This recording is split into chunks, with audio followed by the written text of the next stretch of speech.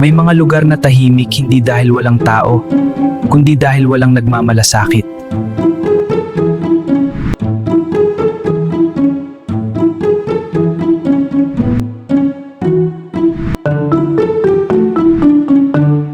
Sayang wala ng ilaw dito gabi-gabi.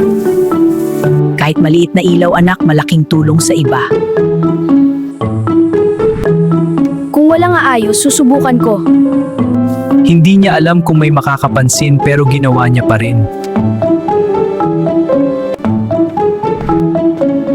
Salamat, mas maliwanag ang daan. Hindi niya hinintay ang papuri.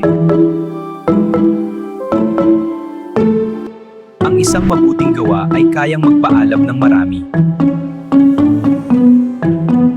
Hindi na ako natatakot umuwi! Ganyan ang kabutihan anak, tahimik pero makapangyarihan. Hindi pala kailangan maging malaki para makatulong. Ang maliit na ilaw, kapag hindi pinatay, ay kayang magbago ng buong mundo.